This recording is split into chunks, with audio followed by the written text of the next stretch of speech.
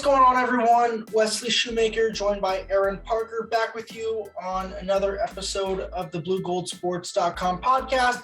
Today, we're going to be going into detail about the big day that was last week in the men's basketball world, as well as talking a little bit about spring football, West Virginia spring football, and kind of just getting going with that.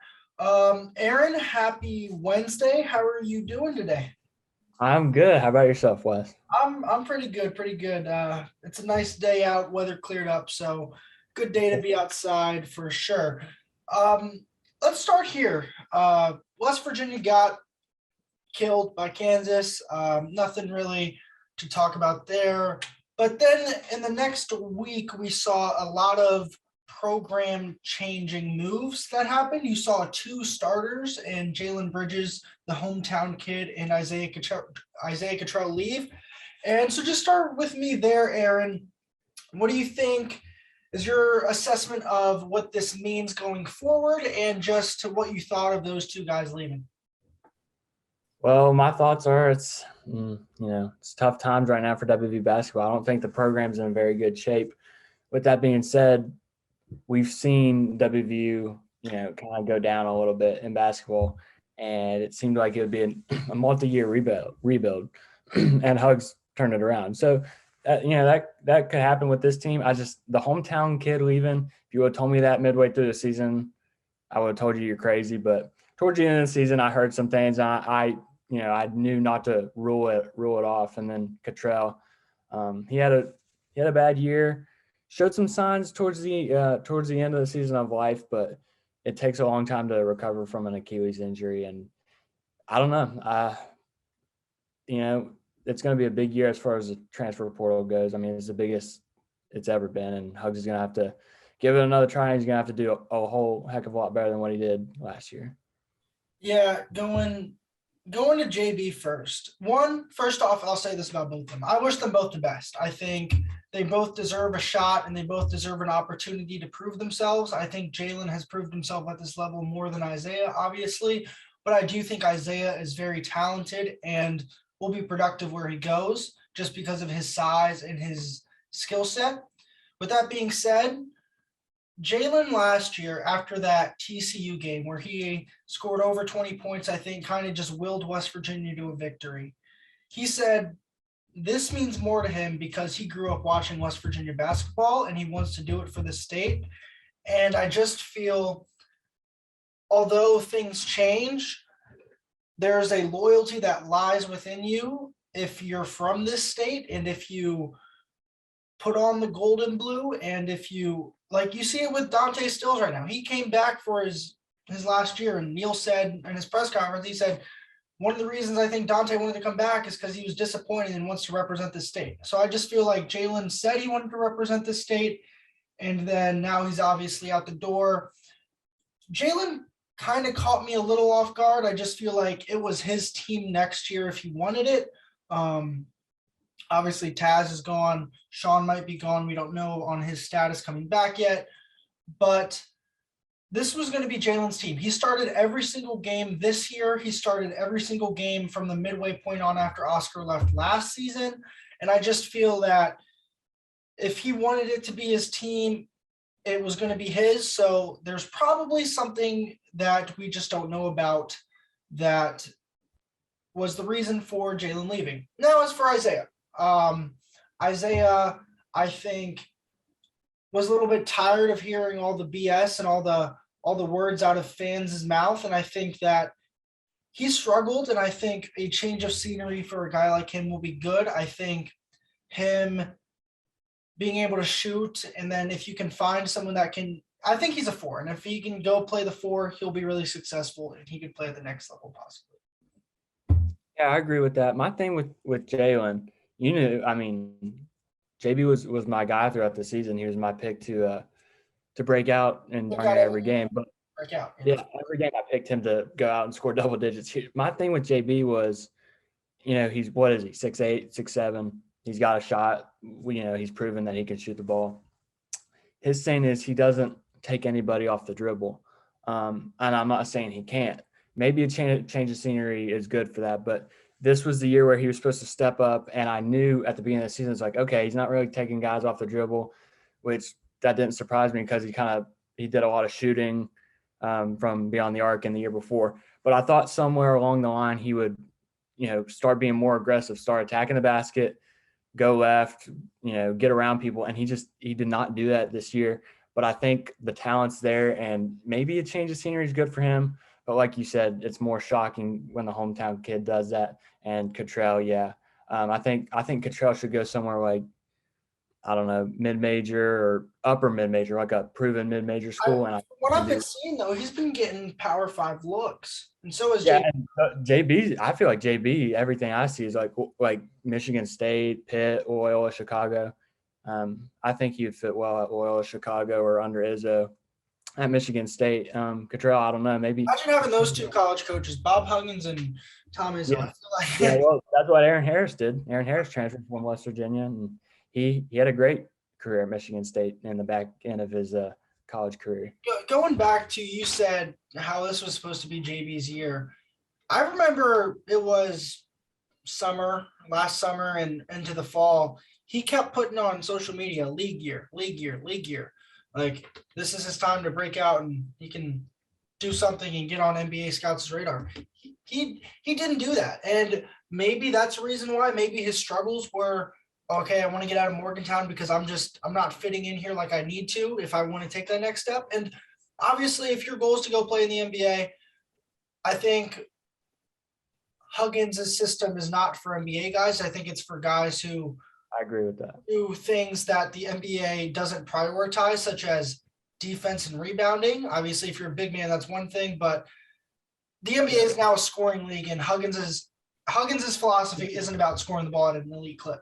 I agree with you completely with that. That was just the ironic thing about that, is the kind of intangibles, not really intangibles, but the stuff that Huggs' system provides is rebounding and defense, and this team didn't have either one of those. And that's why this team wasn't good this year. But you're right. I mean, Huggs' teams are about prioritizing defense and offensive rebounds, defensive rebounds.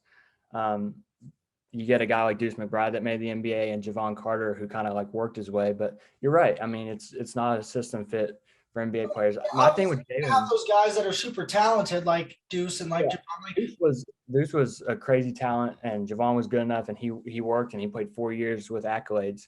My thing with Jalen is just he can't. Not that he can't, but he did not take anybody off the dribble this year. He struggled shooting the ball a little bit, but I know the shot's there, so I'm not criticizing that. But if he wants to turn into like an NBA type wing player, at some point you're gonna have to take somebody to the cup just every now and then too, because the scouting report this year for him was just don't let him stand outside and shoot, and teams didn't let him do that, so he didn't score much.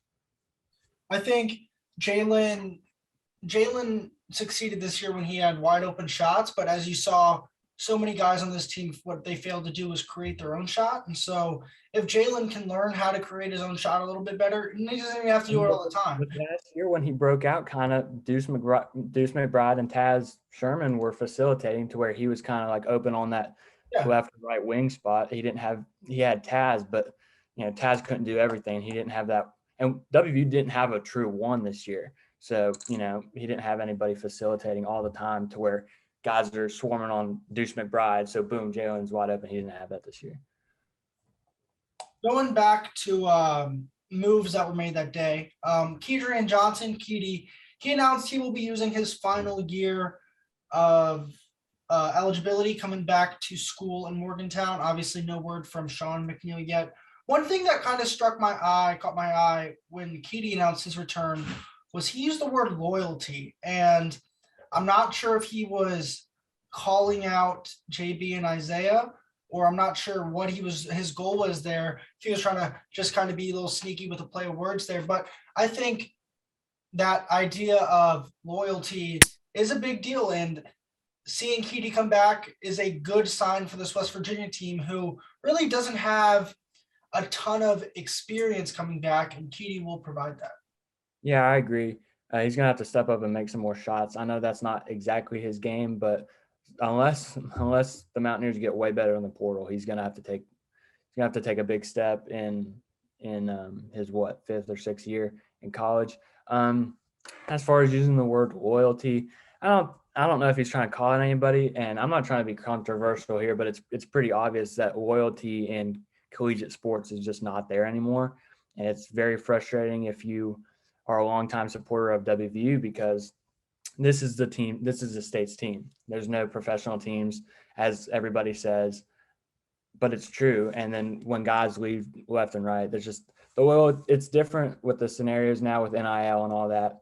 But I do like that Keedy used the word loyalty, because we haven't seen much of that. Even and if you flip it to football, it's twice, 3 times as bad as the basketball situation Yeah, as far as I think transfers. we could definitely get into a whole NIL conversation for a different day. Yeah, That and then just even the stuff that's come out today with Adidas, and then how that relates to Kansas going forward. Like that's just a whole other realm and a whole other world that I don't want to get into today, but we will at some point. But going back to Keedy now, Huggins obviously, I'll put it this way. Huggins last year lost in the portal, and I think his goal is to win in the portal.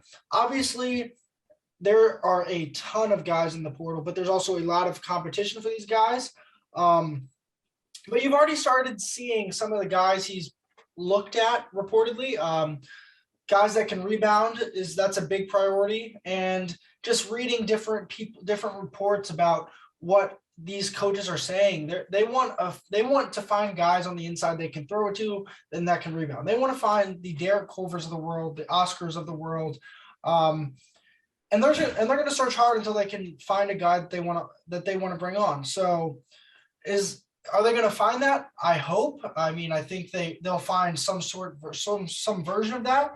Will it be the best player in the world? I don't know yet. You just don't know who they're going to get and whatnot. As for on offense, I think you got to go get a guy who can be a true point guard. You haven't had that since Deuce. Keedy, I think, is going to be better as a 2, kind of like a Daxter Miles, if that makes sense. But if you can get a true point guard in here, I think this team is a lot better.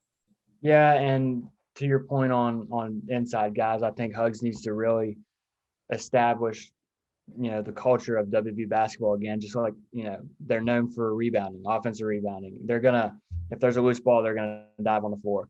I didn't feel like that was this team at all. I feel like it's so far away from the Press Virginia teams. I'm not saying you have to bring back Press Virginia, but I feel like the identity is so much different than what it was just 3 or 4 years ago. So I think Hugs needs to reestablish that. You got to get somebody that can score a little bit. I'm not saying you got to get Derek Culver who can go left on you and score 25 just like that. But like average 8 points a game. Yeah, but somebody who can make a layup. Just how about we start with that? Just somebody who can go out there. If they have 3 contested layups, maybe make 2 of them. Like WVU, if they had a contested layup, it was out about every single time.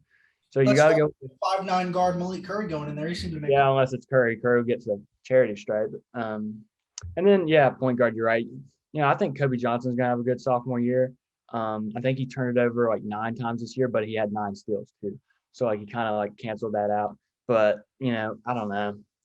It was hard for him to get looks at shots this past year. So I think it might take him half a season to really step in and be that kind of shooter he wants to be. But yeah, Hugs has to get a transfer. There's no doubt about it. Yeah, I think this summer is going to be really important, especially for that sophomore group that's going to be a sophomores next year. Summer's going to be important. Hugs has said that they're like, I think Seth Wilson's going to play next year. I think he's going to get. Oh yeah, absolutely. I think Kobe Johnson's going to play next year. I think Jamel King. I think James. I think they're going to play next year. But are they going to be effective? That's the only thing. And I think Huggins is starting to realize that his days are numbered here, and that if he wants to win, it's almost do or die time. And he's seeing guys like Coach K, who's retiring after the tournament, like Jim Boeheim, who in the next few years, or possibly after his kids leave, will probably be hanging it up. So Jim Calhoun already hung it up. Roy Williams already hung it up. So he's seeing his group of guys that he's been around in his fraternity of coaches, if you could say, they're starting to leave. And I think it's starting to hit him that I've been to one Final Four at West Virginia. I want to do nothing more in my life than bring a national championship to this state. I've got to start doing something different. And I think that change, we're going to see a big time change this spring into summer? Is it you go get 3 insanely good portal guys, or is it you see change from within, or you hire someone? I just don't know what it is, but I feel like we will see some sort of change. Yeah, and this, it's pretty obvious. Hugs is rounding third, if you will, on his career. Yeah, I kind of wonder if he'll bring in anybody on the staff to like a younger voice. I'm not saying fire anybody, but I would wonder if he could bring in a younger voice, get somebody that can actually chart shots and like look at shot percentage and this, that, and the other. Because I feel like, we got some older guys on our staff and they're fine, but I don't know. It just hasn't been getting the job done lately. Obviously, there's some problems. Everybody's transferring left and right. So I think something needs to be done. And, Hugs will do whatever it takes because he cares so much about West Virginia. But now that he's rounding third, I think he's got to give it one more full commitment, shot to it of reestablishing the culture, because this year's team did not embody WVU basketball, West Virginia at all, in my opinion. I think he was hurt. If I had to guess, I think he was hurt by the performance of this team this year. And I think what hurt him the most is he thought he brought in guys that were going to perform, and those guys did not perform to the capability and what he thought they were capable of. And I think that hurt him on the court in the court. And I think he's going to use that to try and build a winner as soon as possible. And look, he knows he can do it. He's come like going back to those Press Virginia days, they were within like the year, I think it was 2016, 2017. Villanova won the national championship. They played Villanova in Sweet 16. West Virginia was leading Villanova with 8 minutes left, and they lost to Villanova, but they were the closest to beating Villanova in that whole tournament. Yeah. In 2018. Like, they've been close so many times, and they've also gotten to the tournament like last year as a 3 seed against Stephen F. Austin. Like, he built a winner. It's just, can they execute when it matters most in March? Yeah, he's got to get a new era started, not just a 1-year team like this past, like when Mountaineers brought in Deuce and Sheboy and you still had Culver. You kind of thought that this is a big new era, but it turned out, that time in the sun was like a year and a half or something like that. But you think of like the Deshaun Butler, that was a true era of greatness. Press Virginia, true greatness of era of greatness. So you're talking about 4 years there. 18, they were so close to beating Villanova. 16, they were right there with Gonzaga. I think, got ripped off in that game. And in the Elite Eight was 11 seeded Xavier. So like they were right there for like a Final Four run. So, I would like to see just one more of those in Huggins, like the back end of his career, of not just 1 year, a year and a half in the sun of being good, another era. I don't know if that'll happen. It's going to be really, really hard with this new age with the, NIL deals and all that, but it's possible. And you got a 900 win coach at the helm. So you can't ever count that out. One thing I don't agree with is that this notion that Huggins is not a good recruiter. I think he tries to recruit so hard, but it's also hard to get some of these top guys to come to West Virginia. But if you look at it, the starting 5 West Virginia could have had this year could have been Deuce McBride, Oscar, Derek Culver, Taz Sherman, Teddy Allen. Like, you could have had one of the best starting 5s possibly in school history, one of the best starting 5s in the country, probably the first or second best starting. Like, if those 5 were here this year, this team is going to New Orleans in 2 weeks for national championship. So this notion that Huggins is not a good recruiter and doesn't get guys, I think is totally just outrageous, because you can see who he's brought in the past. And if they had just stayed and gelled and still been here, they all could still be playing. And this team would be dangerous as all can be. Yeah, I agree. I mean, he is a good recruiter. Some critics and skeptics raise an eyebrow with guys leaving. Oscar was a big one, but there were some weird issues there. I don't know the whole story. First of all, and then like Teddy Allen, like you're saying like WVU could have him, but like Teddy got in trouble a bunch of times. He got kicked the off. doghouse over and over again. I don't think there's any scenario where Teddy lasted 3 or 4 years at West Virginia University. I don't think that one's a Hugs thing. But you also see Teddy Allen's bounced around everywhere he's gone. So like he's bounced all over God's green earth. That's not an indictment on No, Huggins. that's not a Huggins problem. Shibway is a weird scenario, but yeah, I mean Derek Holder left when I think the whole agent situation. There's just the whole Hugs is not a good recruiter is absurd. Hugs is a different recruiter. Obviously, we know he doesn't. What did he say about Roy Williams? What he wants because he knows how to win a certain way, and he's not going to change his ways of winning. But that can help you, and that can hurt you. And I think that this year that hurt him because he had a team that wasn't built to do what he usually does, and he just couldn't get them to do that. And instead of adapting, I think he tried to force them into doing what he wanted to do rather than him trying to change to what they were good at. And I think that you saw that with this team going 500 and on their schedule. Yeah, and it was a weird scenario with Shibway. Just WVU had Culver too, and Culver was outplaying him at the time. He was scoring more. Like Hugs does that where he's always complaining when the guys aren't in the gym enough, and he called Oscar out on that when he didn't get in the gym in the summer. It was just that's the kind of like stubbornness you see with Hugs is if there's a little problem is all the guys aren't in the gym enough, and maybe he's right, but that in today's age in 2022, these 18, 19-year-olds, that might drive off a couple of them. But that's the type of coach he is. He's hard-nosed.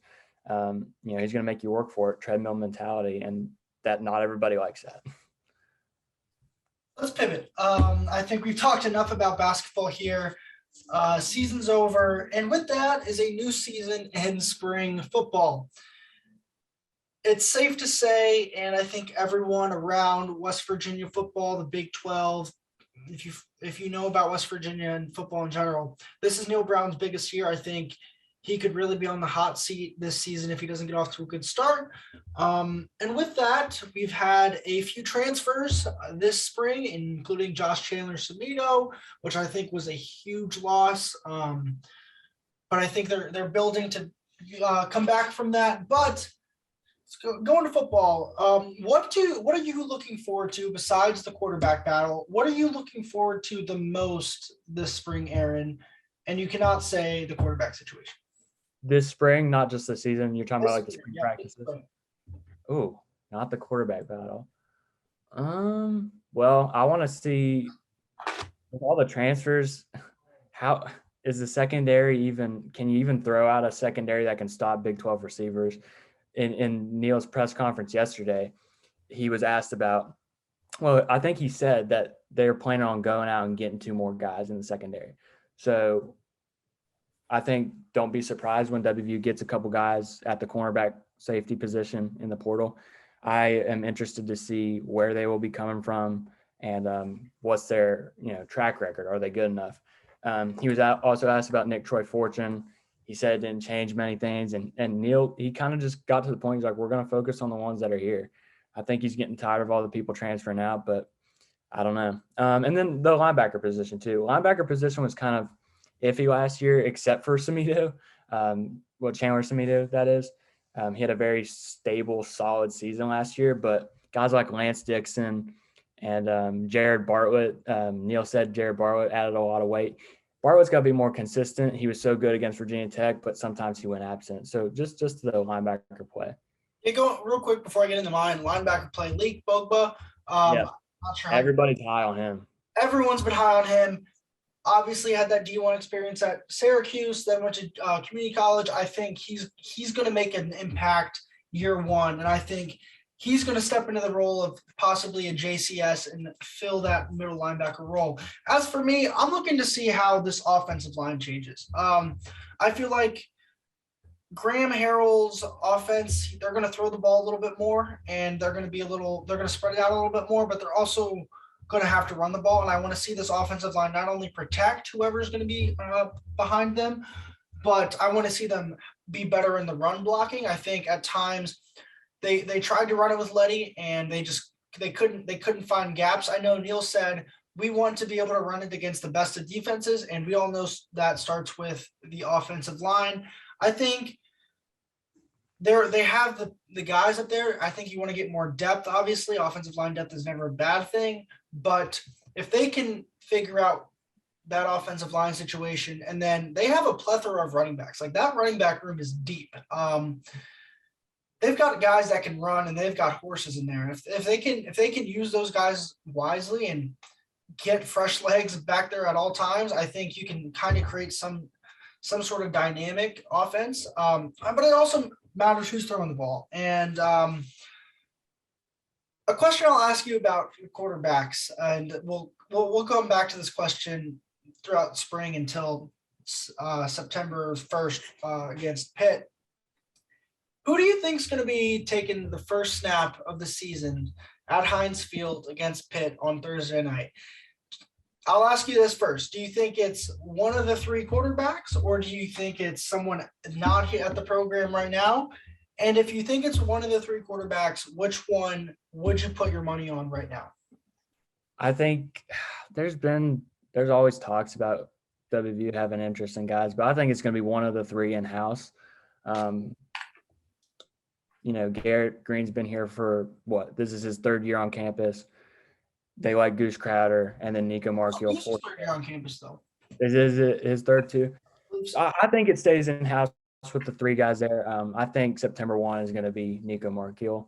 4-star pro style, can run if he needs to, got a good arm, lefty. If he's not winning the quarterback battle, I don't know. I like Garrett Green. Just like in the coach's luncheon, Neal talked about him and said he has an alpha mentality, quote unquote. He's a great leader and he's a great voice, but we've seen a good bit from him, and just some of the decision making, some of the throws he makes, just it's a little iffy. If Nico goes out there and struggles game one, I'd be interested to see it. He'll probably, if Nico goes out there and in 2 or 3 series struggles, then we'll probably see Garrett Green. That's how I think it's going to go. But obviously, Nico's got to beat out the other two in spring ball, and that maybe Goose Crowder steps up and beats everybody. I don't know. I just think it's going to be Nico Marchiol.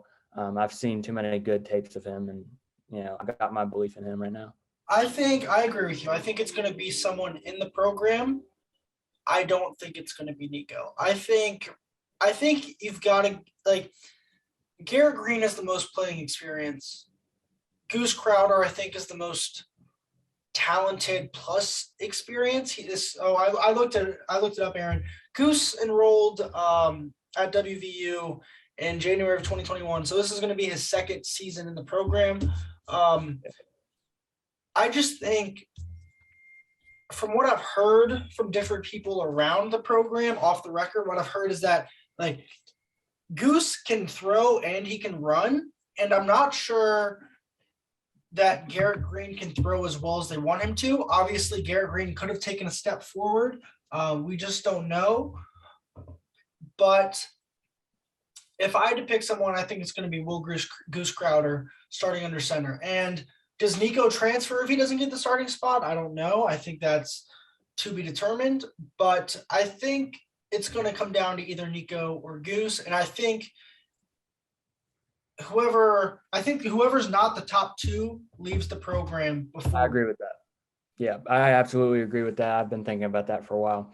If they're number 3, I think whoever's number 3 leaves. And I also think that Garrett Green brings something on the ground that the other two don't bring, but I think you can bring them along. It's easier to start with someone who can throw, I think, than have someone who's a better runner. And I think Garrett Green's a better runner than thrower compared to Nico and Crowder. But it's just to be determined. Like, Neal's not going to tell us anything. We're just going to have to look from afar, hear what everyone's saying. And I'm going to be interested to see kind of what Graham says. Like, Graham talks tomorrow. So for everyone wondering, it's Wednesday afternoon right now. I think Graham's scheduled to talk to the media tomorrow on Thursday. We'll hear certain players on Saturday. So just kind of tracking what they say, I think, will be big. Obviously, they might drop hints here or there. And then tracking reps. I feel like spring game will be big, seeing reps there and just seeing who goes first. I mean, obviously, Neal said that they're going to kind of rotate who goes first, so it's so they all try and get even reps. But as the spring goes along, I think the quarterback position is one where people within a locker room kind of gravitate towards a certain guy who they like more as a leader, who they think is best. And I think coaches will listen to that in some sense and see who's a good leader, who do we trust to lead this offense, and who fits that offense the best. I mean, if they're going to run the ball, you have more flexibility at quarterback, but I feel like Graham Harrell wants to throw the ball a little bit more. And for a team that didn't really have an offensive identity last year, it starts with the quarterback, and you've got to have a good quarterback. Yeah, and that's part of the reason I think it'll be Nico, just because like this past couple of years, Daggy just been you got Graham Harrell in, trying to usher in not necessarily a new era because it's still Neal Brown, but like a new identity, and to give it to a recruit like Nico Markio. I mean, that guy's got a lot of good tape, and just like I think Pitt's doing the same thing. I mean, they've had Herbert. Herbert's been there since like 2010. So he's moved on, and they need to usher in a new era, and then they give off to Keon Slovis who can throw the ball, and we've seen that Nico can throw the ball. What? Now Pitt. Yeah, now he's at Pitt, and they're going to usher that in. I don't see it being Garrett Green's offense. I know he's got that good mentality and all, but he's been here for a couple years. It's not all been his fault when he goes out there and the offense doesn't get anything going, but he doesn't make all the throws. I don't see Garrett Green like having control of the offense. That's what I see. As far as Goose Crowder, they only told us how good he was in those Friday night light scrimmages. There's just not much on him. He played a little bit against LIU, but it very well could be him. I just don't know much about him as far as reps and all that. What I hope happens is I just hope one of them runs away with it. I do too. And it's not August 15th and they pick a starter and then you're split on should you have picked this guy or that guy. I hope and then somebody transfers. Yeah, I don't want that either. I hope it's not messy to the point where it's confusing. I hope it's here's a clear-cut number one and number two. The number one is way better than the number two, and then there's a gap between 2 and 3. These are our two guys. The other guy, you can leave or you can do what you want, but these are our two guys. We're going to run with them. But what I don't want is I hope it's not Nico's kind of good. He does these things good, but Goose does the other things good. Oh, but then there's Garrett. I want one guy to step up and separate him from the rest of them. And I hope that happens because that's what you need at the quarterback position. Yeah, absolutely. I could see it happen. I really hope it doesn't. It's like, okay, well, if it's not a clear-cut favorite, then everybody wants to see Nico. So maybe they throw out Nico for the first couple of possessions. If he goes out there and gets killed, then Garrett Green. That would be a messy offense. That would be something. I know Daggy got most of the snaps last year, but you'd be looking at the same thing, 5-6 wins. You're not going to get it done that way. So, yeah, if you're WVU, if you're Neal Brown, you got to try to lock in on a clear-cut favorite. I also hope that they're not scared to go out and lose these guys to the transfer portal. I hope they're not scared to say, all right, you guys aren't good enough right now. We're going to go get someone else and bring him in here to play. And I hope they're not scared to think that if we bring in some random quarterback, I'm not going to name names and start speculation. If we bring in some random quarterback and he takes the job, but we don't want them to transfer. If you're going to bring in someone, you've got to be okay with one or two of those guys transferring. And if you're trying to win, feelings don't matter. And you've got to do everything you can to win. And it starts with the quarterback position. It's the most important position in sports. It's the most important position in football. And if you don't have a good quarterback, you can see what happens with your team. And unfortunately, since 2019, when Neal Brown got here, they have not had a good quarterback. And that's been the biggest, I think, knock on Neal Brown is his offense, and it starts with the quarterback position, and you've got to go get one if none of the guys fit what you need them to do. Yep, somebody's got to separate themselves, and if you're a WV fan, you hope it's somebody who can separate themselves, make them the clear-cut number one, and then go out and compete against the Big 12 defenses. You hired Graham Harrell for a reason, and he can mold quarterbacks. We saw what he did with Mason Fine. Mason Fine barely saw over the offensive line. That dude was like 5'10". Goose Crowder's not big, but if Goose Crowder's making the throws and can do it, then Graham Harrell can probably mold him into a pretty good quarterback. But there's got to be a number one. And once there is a number one, if it's a clear cut, then I think Graham Harrell can kind of mold him.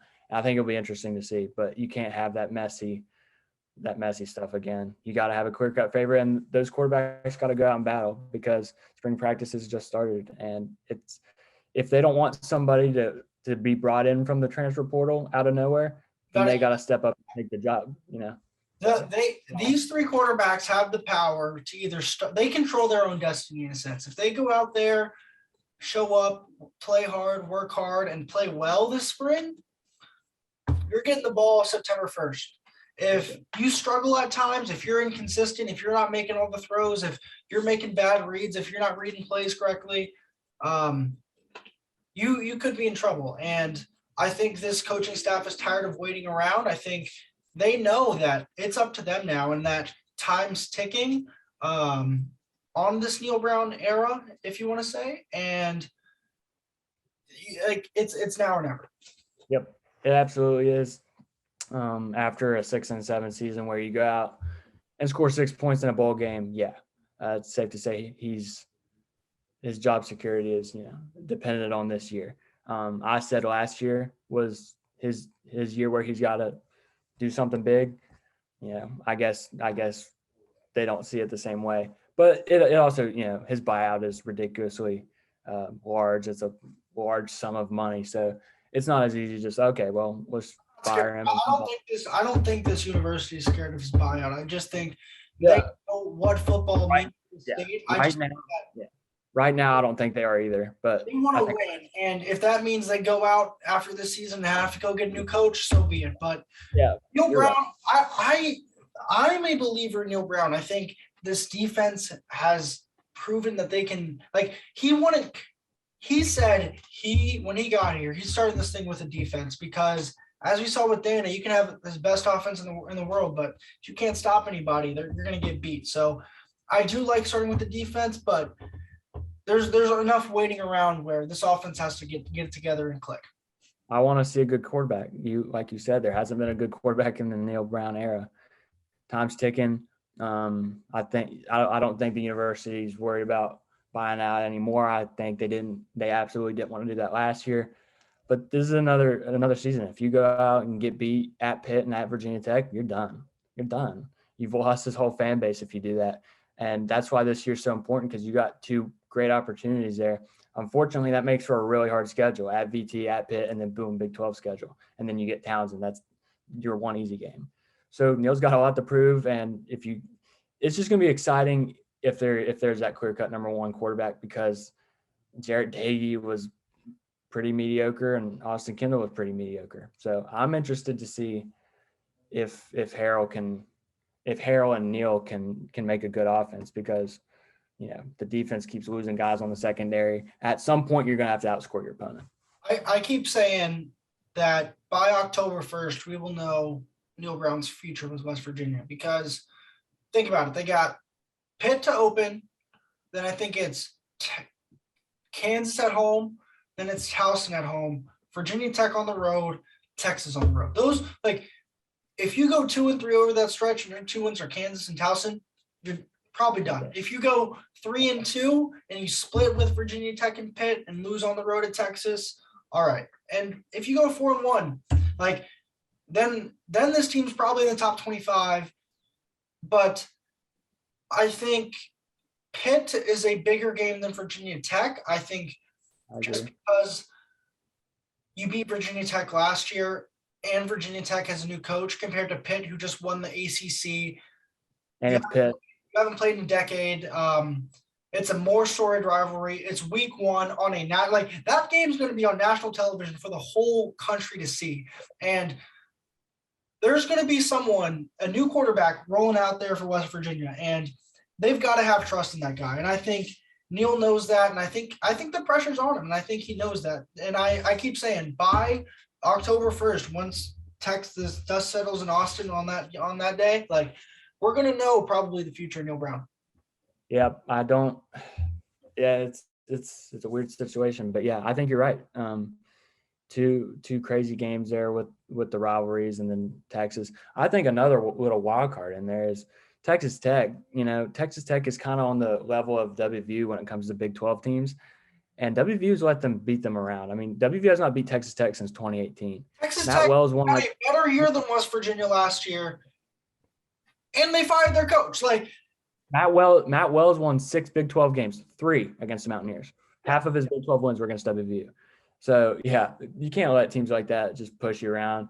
And if we're talking about scheduling, you have Oklahoma at home with a new coach and Brent Venables.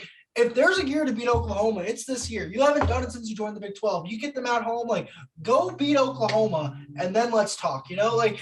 There's so much. Oh, this team can be this team, but go prove something to me.